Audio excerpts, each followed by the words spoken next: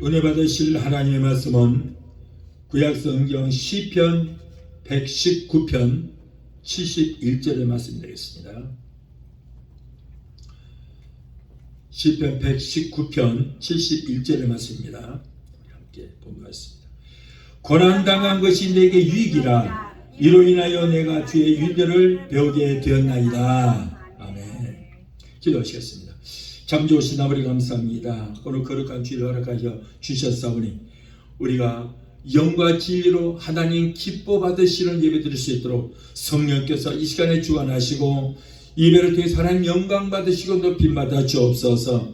예배를 회방하는 악한 흑암의 세력을 다 예수 피로 멸하여 주시고 오직 성령께서만 이 시간을 주관하시고 하나님 영광 받으시고 높임 받아 주옵소서. 말씀을 기억하는 종 입술에 기름 부심이 넘치게 되게 도와주시옵소서. 성령께서 강권적으로 붙들어 주시옵소서. 오늘 또 예배를 통해 하나님 영광 받으시고 높임 받아 주옵소서. 예수 이름으로 감사하며 기도하옵나이다. 아멘.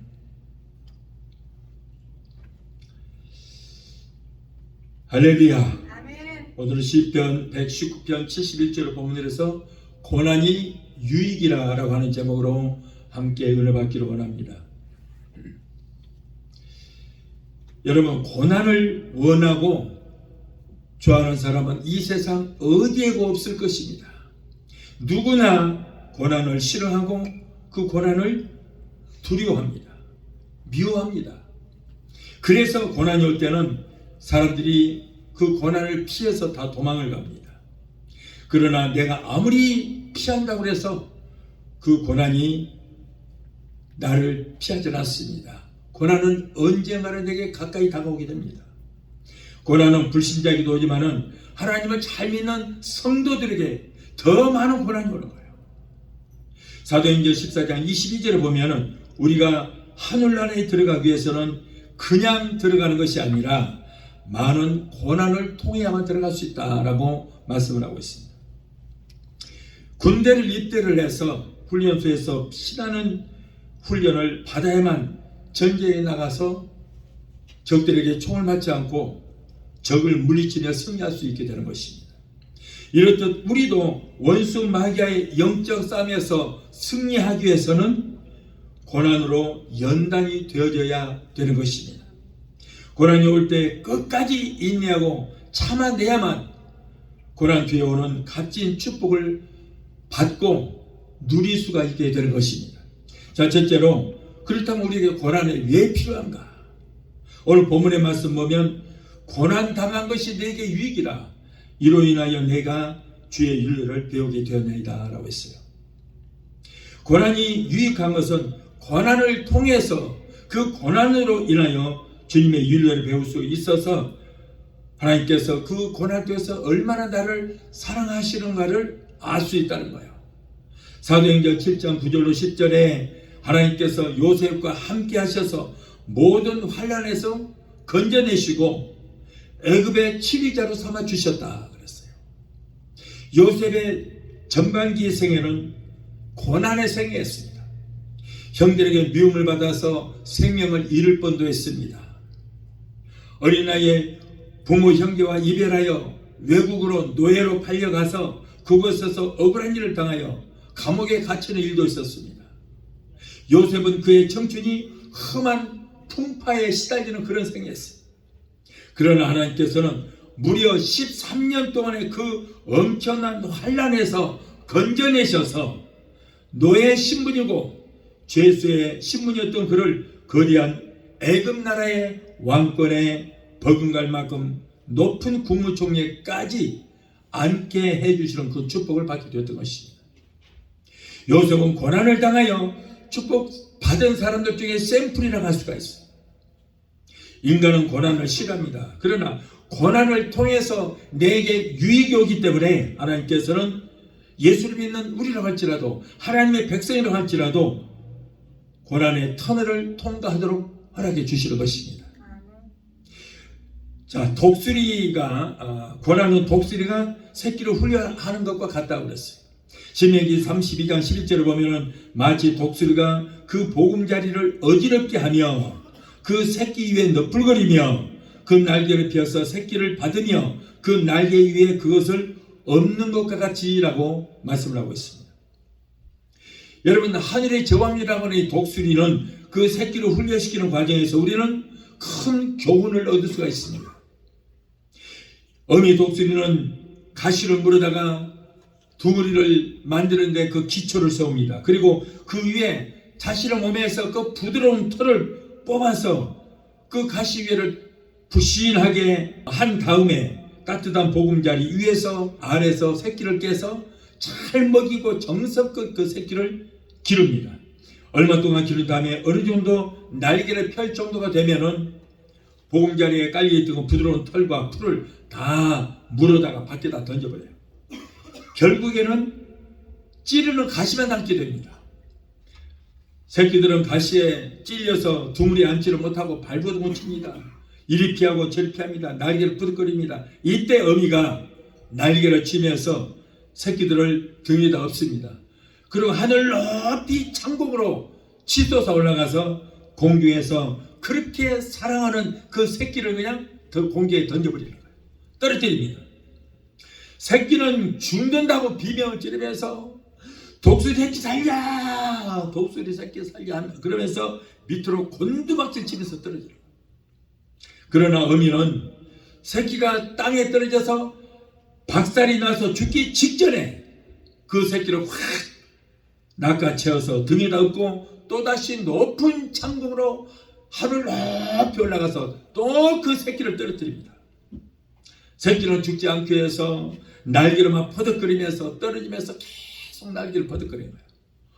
어미는 그럼에도 불구하고 인정 사정없이 또 땅에 떨어질만 하면은 죽기 직전에 또 낚아채어서 새끼를 업어서 하늘 높이 올라가서 또 떨어뜨리고 하는 그런 훈련하는 과정을 통해서 새끼는 조금씩 날게 되고 결국에는 하늘의 제왕으로 거듭나는 역사가 일어나게 되는 거예요.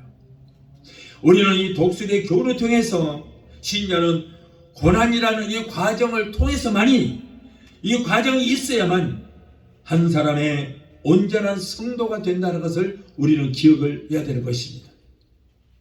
또한 고난은 주의 말씀을 지켜야 하는 것입니다. 시편 119편 67절에 고난 당하기 전에는 내가 그릇 행하였더니 고난 당한 뒤에는 이제는 주의 말씀을 지키나이다 라고 그랬어요.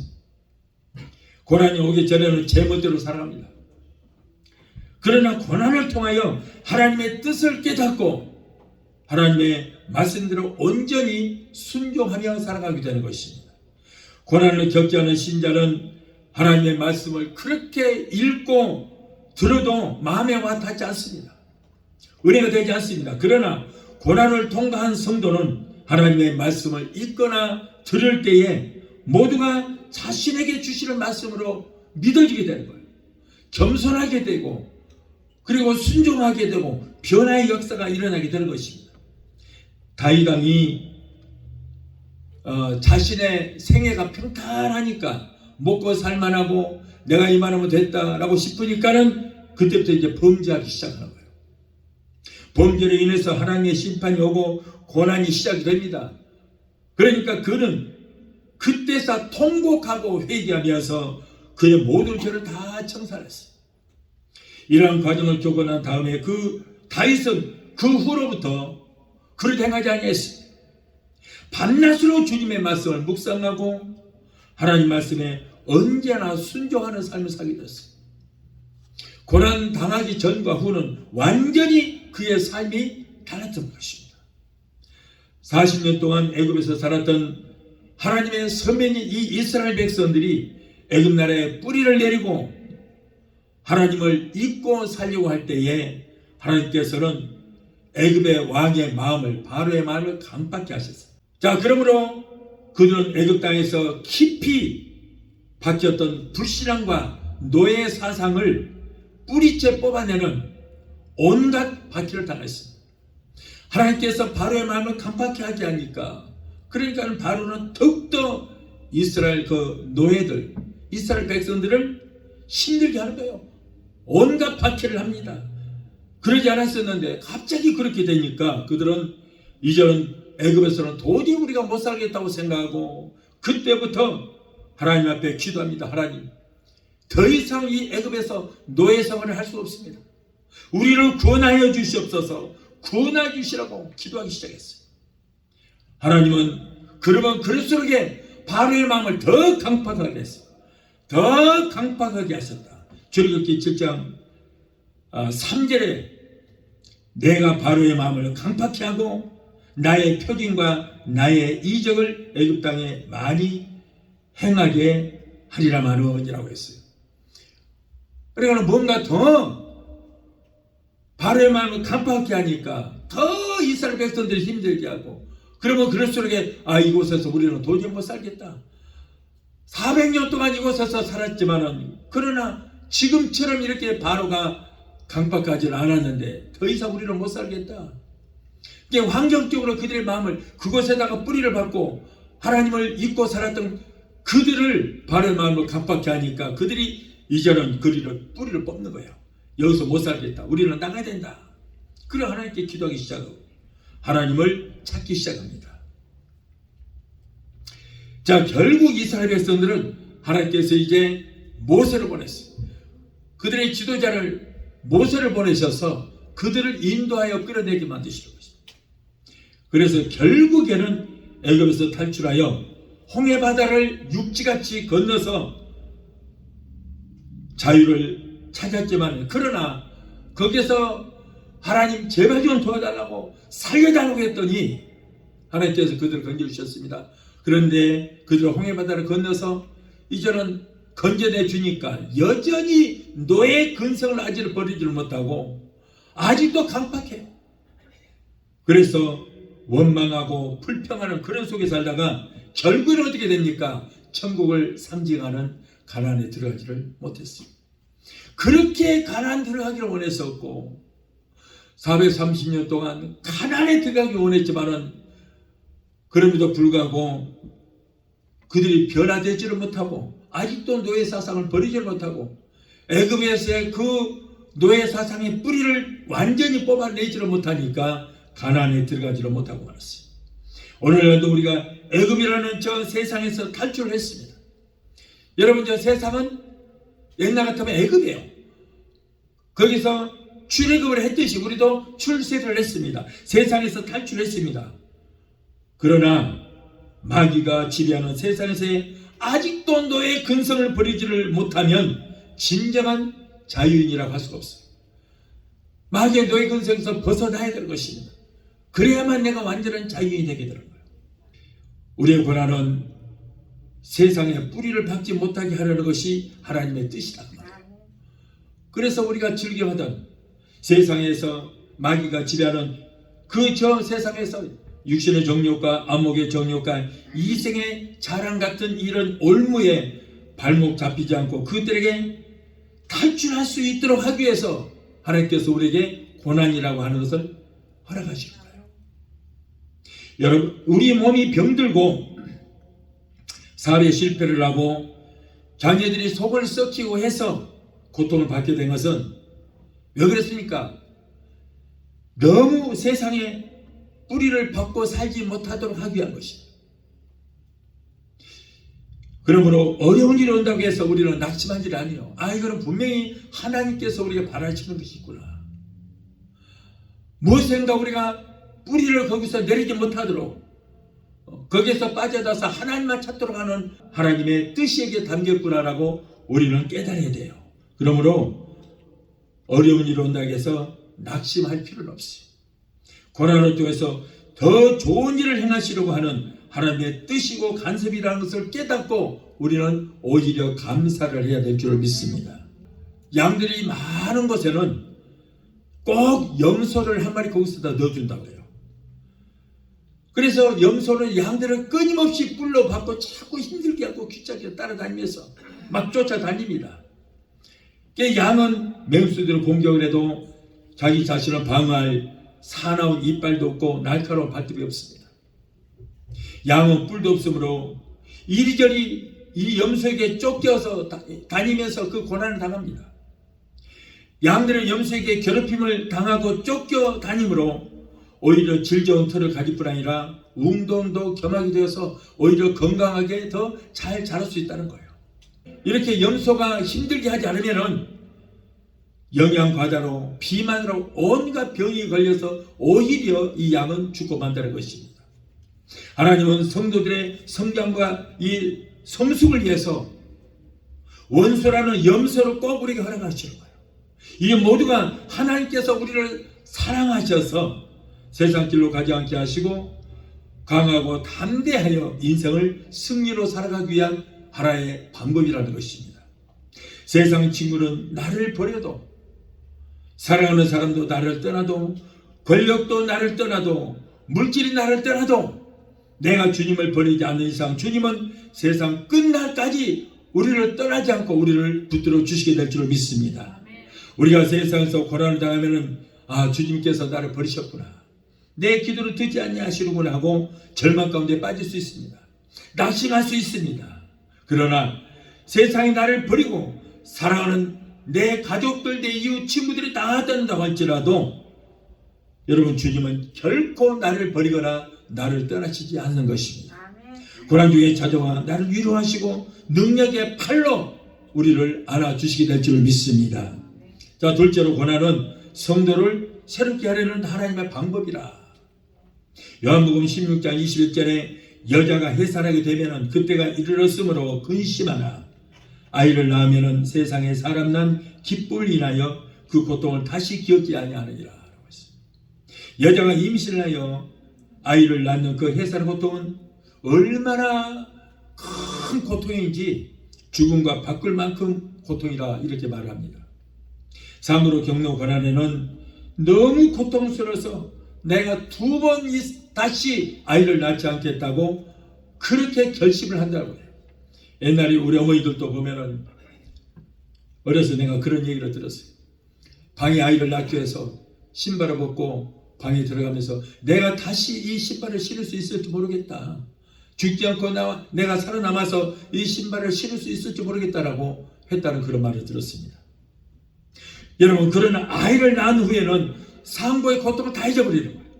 오히려 천하를 얻는 것보다 더 큰 기쁨이 있기 때문에 해산의 고통도 다 잊어버린다, 이렇게 말씀을 하고 있습니다. 여러분 중에 만일 지금 고통을 당하신 분이 있다면 그 고통은 산모가 당하는 해산의 고통과 같을 것입니다. 그러나 얼마 후에는 기쁨의 열매를 거둘 수 있다는 거예요. 우리는 고난 속에서 진리를 배워가며 감사할 수 있어야 되는 것입니다. 농부가 봄부터 땅을 파고 씨를 심고 여름에는 김을 내고 그리고 이제 곡식을 기르느라 얼마나 많은 힘이 든지 모릅니다. 그러나 가을에 추수를 하고 이제 겨울에는 추수했던 곡식을 그 추운 겨울에 집안에 들어앉아서 한 해 동안 그 힘들었던 고통을 당해서 농사지었던 그 음식을 먹을 때 얼마나 기쁘겠습니까? 마찬가지로 우리의 고난을 잘 참고 견디면은 기쁨의 열매를 거두는 날이 올 것이기 때문에 우리는 절대로 낙심해서는 안 된다는 거예요. 우리의 고난이 오로서 우리가 미워서가 아닙니다. 우리를 축복하시기 위해서 우리 고난 주시는 거예요. 저도 많은 고난을 당해봤습니다.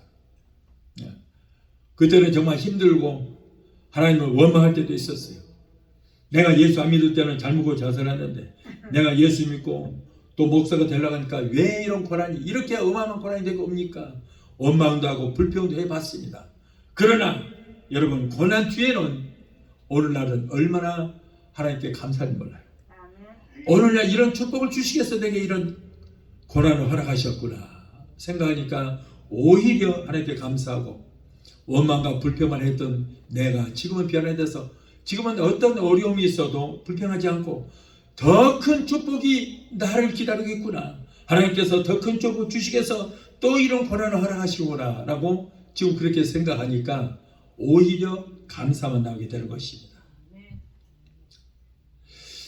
베드로전서 4장 12절에 사랑하는 자들아 너희를 시련하려고 오는 불시험을 이상한 일 당한 것 같이 이상히 여기지 말고 오직 너희가 그리스도의 고난에 참여하는 것으로 즐거워하라.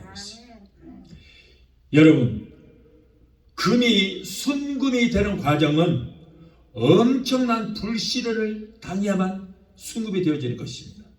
금을 캐는 사람들이 광산에 들어가서 광산에 그 굴 속에 들어가서 돌을 캐냅니다. 그 돌 속에는 납도 들어있고 쇠도 들어있고요. 그리고 금가루도 들어있습니다. 금가루가 들어있는 돌들을 잘게 부숴서 재련소에 가서 수천 도나 되는 그 용광로에다가 그 잘게 부순 돌을 집어넣습니다. 금가루가 들어있는 돌을 불 속에 넣으면은 돌 속에 들어있는 금이 녹아서 흘러내리는 것입니다.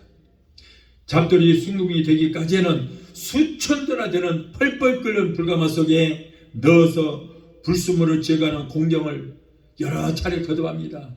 그래서 불순물을 제거하고 또 그리고 또 나오면은 또 불순물을 제거를 하고 이런 과정을 통해서 여러분 99%의 순도의 금이 되어져 나오는 것입니다. 그냥 되는 것이 아닙니다.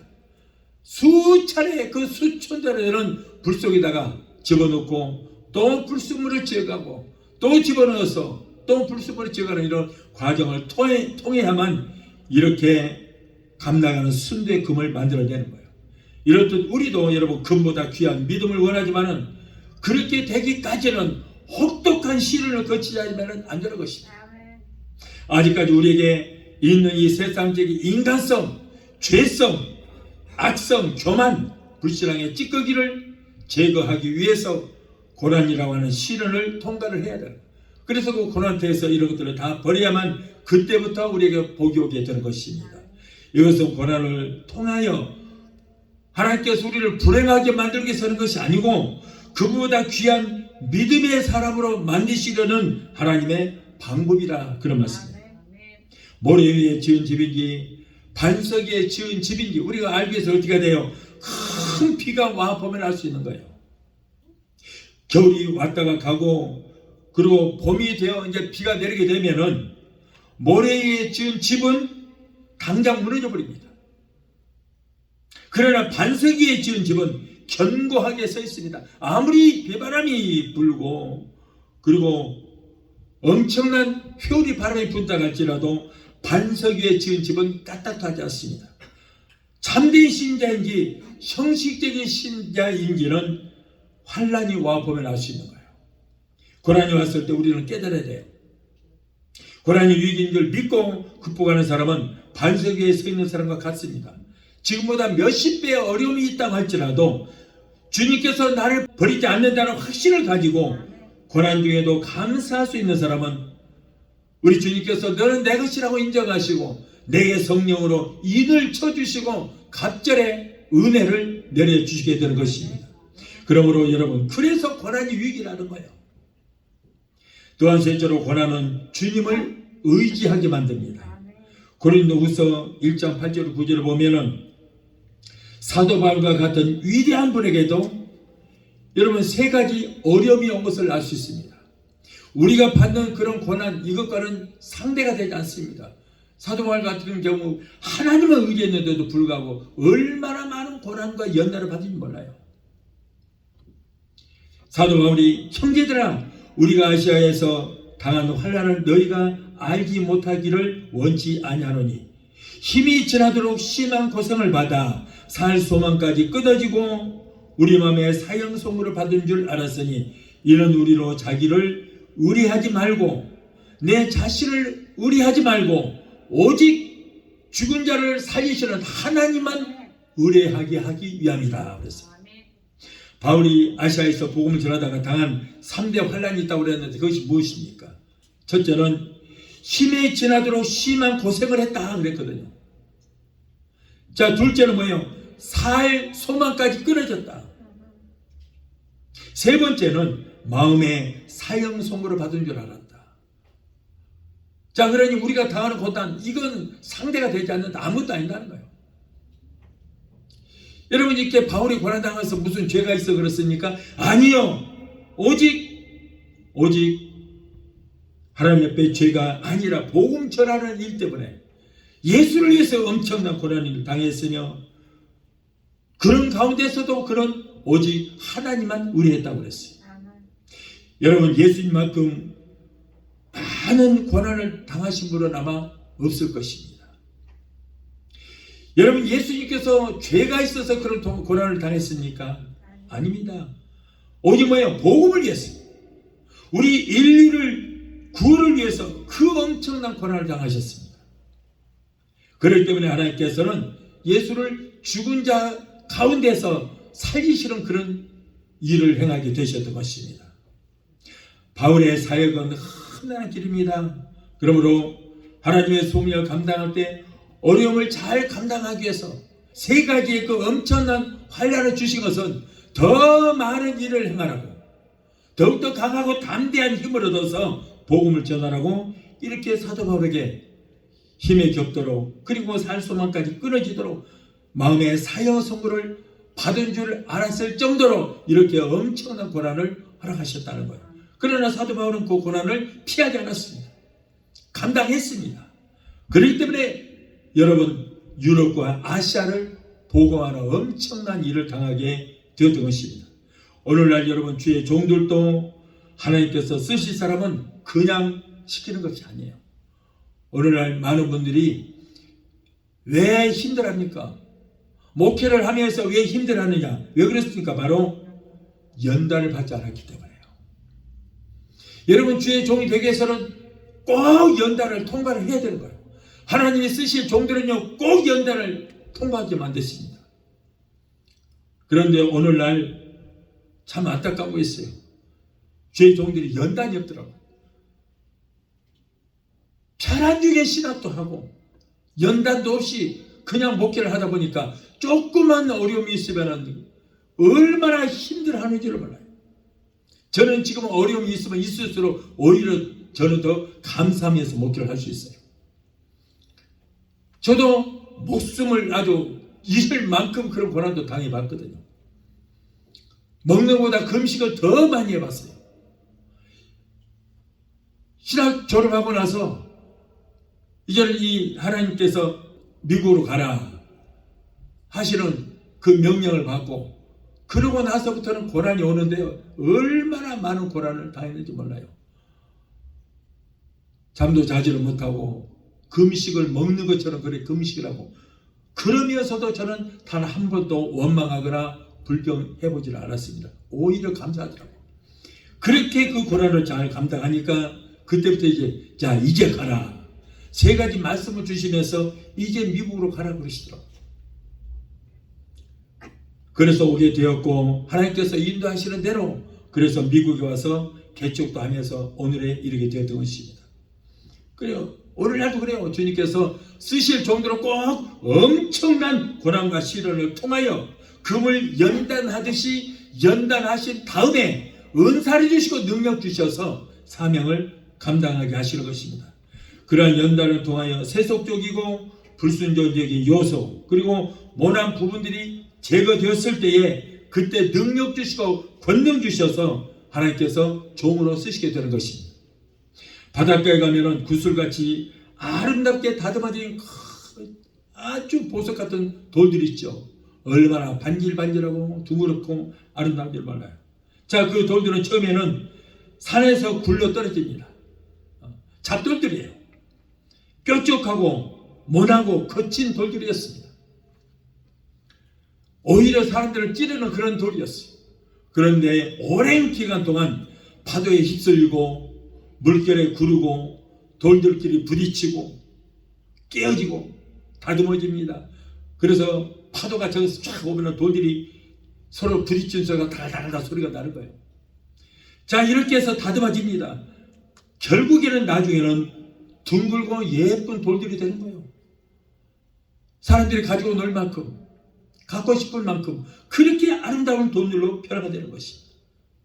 여러분, 우리도 하나님 보시기에 둥글고 아름답고 귀히 여기시는 주의 종이나 신자가 되기까지는 많은 시련을 통하여 모난 부분, 각진 부분들이 깨어지고 부서지고 부딪히고 다듬어지는 그런 시련과 여러 가지 엄청난 과정을 통해야만 하나님께서 온전히 쓰시는 종과 성도들이 되게 될 줄 믿습니다. 마지막 넷째로 고난은 새 경험을 갖게 하려는 것입니다. 로마서 5장 3절 4절에 우리가 환난 중에도 즐거워하라니 환난은 인내는 연단은 소망을 이루는 줄 알리라. 자, 먼저 환난은 인내를 갖게 한다고 했습니다. 호세아 6장 1절에 보면 여호와께서 우리를 찢으셨으나 도로 낫게 하실 것이요 우리를 치셨으나 도로 싸매어 주실 것이라고 했습니다. 절대 하나님의 백성들은 하나님께서 죽이려고 하지 않습니다. 우리에게 고난 주는 것은 우리를 해치려고, 죽이려고, 망하게 하려고 주시는 것이 아니에요. 우리를 오히려 정금같이 연단시켜서 귀하게 쓰시게 한 것이 그런 과정인 것입니다. 그래서 우리를 결국에는 찢으셨으나 죽이려고 하지 않고 도로 낫게 하실 것이다. 우리를 치셨지만은 그러나 우리를 죽이려고 하는 것이 아니라 우리를 싸매어 주시게 합니다. 여러분, 하나님께서 우리를 찢을 때가 있습니다. 건강도 찢어버리고 가정도 찢어버리고 사업도 찢어버릴 때가 있어요. 그래서 하나님 왜 이렇게 처참하게 나를 찢으십니까? 라고 절규를 할 때가 있습니다. 왜 이렇게 나에게 내가 뭘 잘못했길래 이렇게까지 하십니까? 라고 할 때가 있습니다. 그러나 그럴지라도 원망하지 말고 불평하지 말고 이것이 바로 축복 주시라는 하나님의 지름길이라는 것을 깨닫고 감사하고 하나님을 의지하면 하나님께서 도로 낫게 해주실 것이다. 우리가 때로는 찢어지는 아픔을 당해서 그랬을지라도 하나님께서 더 아름답게 하기 위한 방법이라는 것을 깨닫고 인내하고 참아낼 때 하나님께서 우리를 도로 낫게 하실 뿐 아니라 그 엄청난 값진 경험을 통하여 하나님께서 우리를 축복해 주실 것입니다. 또한 인내는 연단을 주시려는 것이다 라고 했어요. 우리는 많은 것을 잃고 무지무지한 시련을 겪지만 최후의 승리자 축복자가 되기 위한 주님의 뜻이라는 것을 깨닫고 선을 행하다가 낙심치 않은 굳은 믿음을 소유할 수 있는 저와 여러분이 되어야 할 줄 믿습니다. 또한 연단은 소망을 준다고 그랬어요. 연단은 죽음과 같아서 캄캄하고 정말 고통스럽습니다. 연단을 받는다는 것이 그렇게 쉬운 게 아니에요. 여러분, 연단을 통해서 뭐가 된다고요? 정금 같은 데라고요. 정금 같은 믿음이 들어가요. 그래서 여러분, 아까도 그 잡돌을 통해서 잡돌이 수천되다는 불 속에 들어간 다음에 99%의 정금이 된다고 그랬잖아요. 그래서 정금 같은 그러면 믿음을 주시기 위해서는 우리에게 엄청난 연단을 허락하신다.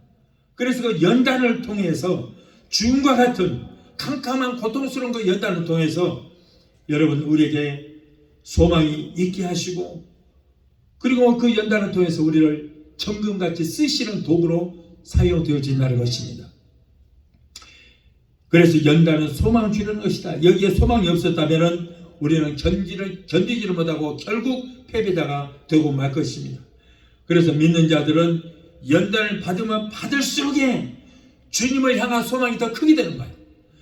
연단을 받으면 받을수록 나 자신이 낮아지게 됩니다. 그리고 믿음의 주여 온전히 자신은 주님만 바라보게 되는 것입니다. 여인들은 보석 중에 아름답고 영롱한 보석이 이 진주를 좋아합니다. 그러나 하나의 진주가 만들어지기까지는 진주 조개가 겪는 고통은 우리가 말로 할 수 없을 정도로 얼마나 큰지 몰라요.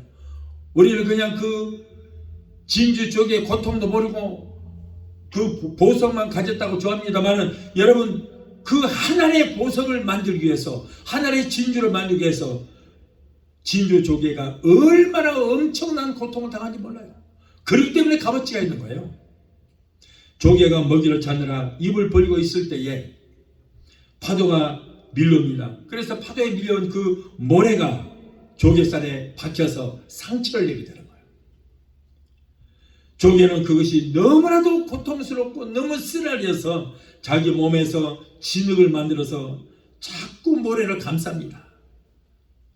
계속해서 몸에서 진액을 품어내서 모래를 감싸고 또 감싸고 하는 이렇게 계속되는 동안에 진액이 뭉쳐지고 굳어져서 그것이 단단하게 되고 그래서 아름답고 영롱한 하나의 진주라고 하는 보석이 만들어지는 거예요. 그냥 되어지는 것이 아닌 것입니다. 영롱한 빛을 발하는 아름다운 하늘의 진주가 만들어지기까지는 이렇게 조개의 엄청난 고통을 통하여 만들어지기 때문에 이 진주는 더욱더 사람들에게 사랑을 받게 되고 값진 보석이 되어지게 될 것입니다. 이렇게 그냥 만들어지는 것이 아니에요. 우리가 장차 세상을 떠나서 천국 가게 되면 12 진주문을 통과를 해야만 천국에 들어가게 된 것입니다. 12 진주문을 통해서 들어가면 그 다음부터는 거기가 황금길이 쫙 깔려 있는 거예요. 그래서 그 황금길을 걸어서 우리가 천국에 들어가게 됩니다. 자, 그런데 이 뜻은 뭡니까? 조개가 엄청난 고난을 통해서 진주를 만들어 내듯이 성도들도 진주 조개가 겪는 이 고난을 통해서만이 12 진주문의 그 진주문을 통해서 우리가 천국에 들어갈 수 있다는 거예요. 그냥 들어갈 것이 아닙니다. 그냥 교회만 나온다고 그것이 예수 믿는 것이라고 그래서 천국 들어가는 것이 아니라 진주 조개가 하늘의 진주를 만들어내듯이 이러한 엄청난 고난과 환난과 연단을 통해서만이 우리가 12 진주문을 통해서 황금길을 걸어서 천국에 입성하게 되는 것입니다. 고난을 당한 신자가 고난과 싸우며 그런 와중에서 신앙생활을 똑바로 해나갈 때에 누구나 귀히 여기는 아름다운 보석처럼 아름답고 값이 있는 그런 성도가 되게 될 줄로 믿습니다. 또한 연단은 소망을 준다고 했어요. 연단이 왔을 때 절망하는 사람은 실패하고 맙니다. 그러나 소망 중에 견디는 사람은 놀라운 축복이 상급으로 주어지게 되는 거예요. 미국의 한 신실한 목재소 직원이 있었습니다. 그는 40대 초반에 회사에서 청천벽력 같은 해고를 당하게 됐어요. 자기가 열심히 일을 해야만 자기 가족들을 살릴 수 있습니다. 아이들도 공부도 시킬 수 있습니다. 그래서 온통 회사다만 그냥 매달리고 회사에서 열심히 일을 했는데 갑자기 해고 통보를 받게 된 거예요. 극심한 불황으로 더 이상 버틸 힘이 없게 된 회사 측에서 인원을 감량 경영하는 그 선을 하게 된 것입니다. 갑자기 이 사람은 실직자가 됐습니다. 큰일 났습니다. 가장으로서 큰일 났어요. 이때 그는 낙심하지 않고 그래도 하나님께 기도했습니다. 하나님, 해고에 담긴 진정한 의미가 무엇입니까? 하나님, 이제는 하나님을 의지합니다. 내가 어떻게 살아야 됩니까? 할 때 기도 중에 하나님의 세미한 음성을 듣게 됩니다. 이때 건전한 사람들이 묵을 수 있는 모텔 사업을 시작하라. 이런 하나님의 음성들이 된 거예요. 이러한 음성을 듣고 여기저기서 돈을 끌어모아서 작은 규모의 전혀 생소한, 자기하고는 전혀 생소한 그런 새로운 사업에 건전한 모텔 사업을 시작을 했습니다. 굉장히 어려웠죠. 그러나 수입이 들어오면 거기서 꼬박꼬박 하나님 앞에 10의 1조를 드렸습니다. 11조를 드립니다.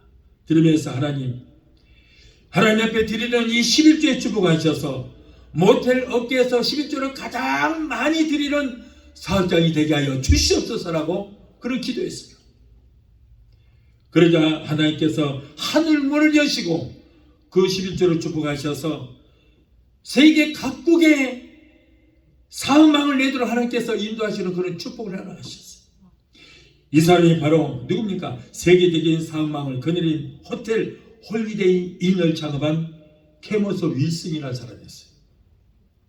한국 서울에도 마포구 양화로 홍대 입구역 5번 7구에 홀리데이 인 익스프레소 서울 홍대 호텔이 있습니다.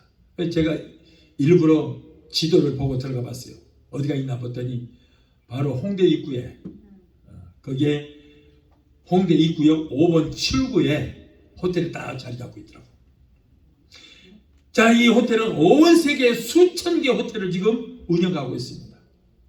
세계에서도 홀리데이 인 호텔이 가장 인기가 좋아요. 케모스 윌슨은 성경 누가복음 31절에 누가복음 6장 31절에 예수님께서 가르쳐 주신 남에게 대접을 받고자 하는 대로 남을 대접하라 라고는 모토로 호텔을 운영하고 그래서 호텔 업계를 재편했습니다. 그래서 손님 한 사람 한 사람을 갖다가 얼마나 극진히 대접해야 되는지 몰라요.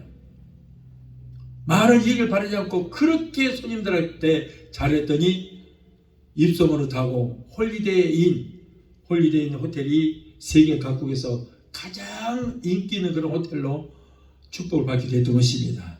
그런 눈앞에 해고 통고소를 놓고 절망의 늪에서 허우리지 않고 하나님께 기도했어요.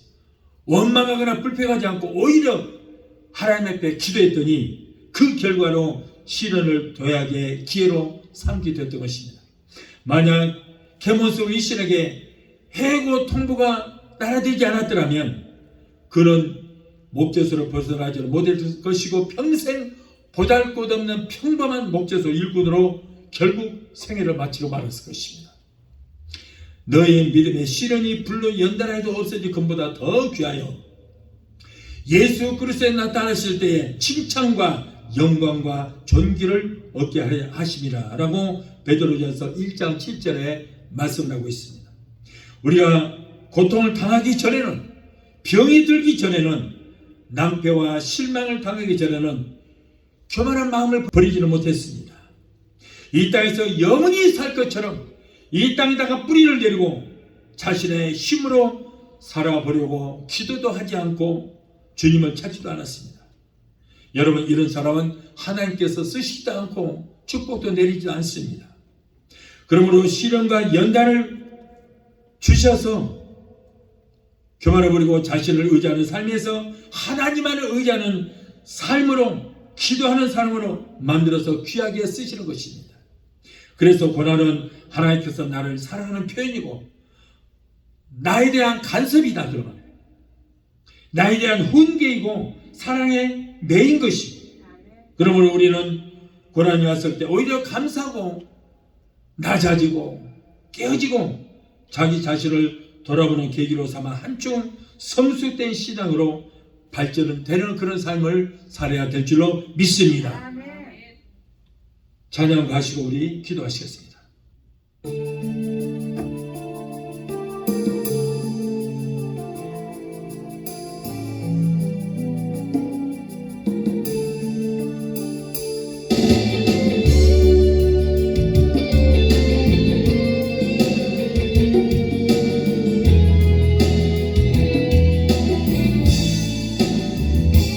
내 짐이 무겁고 힘이 드냐 주를 보라 고난이 유익이라 주님 말씀하시네 나의 가는 그 길을 오직 주가 하나니 나를 발견하신 후에는 내가 정금같이 나오니 오늘의 아픔은 내일의 소망이요 쓰라리 아픈 뒤에 축복이 있다네 고난을 인생의 참 의미를 알게 하고 예수님 한 분으로 만족할 수 있어요 나의 가는 그 길을 오직 주가 하나니 나를 발견하신 후 정금같이 나오니 고난이 크면은 영광도 크는 법 장차 받을 영광과 비교할 수 없다네. 고난의 십자가 보배이며 능력이라 주님을 따르는 자 십자가 져야만 하리. 나의 가는 그 길을 오직 주가 하나니 나를 단련하신 후에는 내가 정금같이 나오니 좁은 길 가는 자 생명길 영광의 길 십자가 진 후에 멸류가 있으리. 기도하시겠습니다. 거룩하신 하나님 아버지, 사람은 누구나 이 땅에 태어나 살면서 고난을 당하지 않은 사람이 없을 것입니다. 세상 사람들이 당하는 고난은 환난으로서 피할 길이 없습니다. 그러나 성도에게 오는 고난은 하나님께서 우리를 사랑하는 간섭이요 축복의 지름길인 것을 믿습니다. 우리에게 오는 고난이 유익이 되는 것을 우리가 오늘 말씀을 통해서 알게 되었습니다. 주여 감사합니다. 어떠한 고난이 없을지라도 행여 원망이나 불평하지 않고 그 고난을 인내하면서 잘 견디어 하나님께서 예비하신 축복을 받는 우리 모두가 되게 하여 주시옵소서. 예수 이름으로 감사하고 축복하며 기도하옵나이다. 아멘. 지금은 죄에서 우리를 구원하신 우리 주 예수 그리스도의 그 무한하신 은혜와 아들날까지도 아끼지 아니하시고 우리를 위해서 내어주시기까지 우리를 사랑하시는 아버지 하나님의 그 극진하신 사랑과 보혜사 성령의 내주 교통 충만 역사하심의 은혜가 오늘 주 예배에 참석하여 말씀으로 은혜받고 돌아가는 귀한 성도들의 저들의 가정과 가족과 직장과 사업장과 자녀들과 생업과 모든 범사에 오늘 영상을 통하여 함께 예배 참여하는 사랑하는 귀한 성도들의 가정과 가족과 직장과 사업장과 자녀들과 생업과 모든 범사에 각자 섬기는 교회 위에 베데스다 순복음 교회 지금부터 영원토록 함께 하시기를 간절히 축원하옵나이다. 아멘.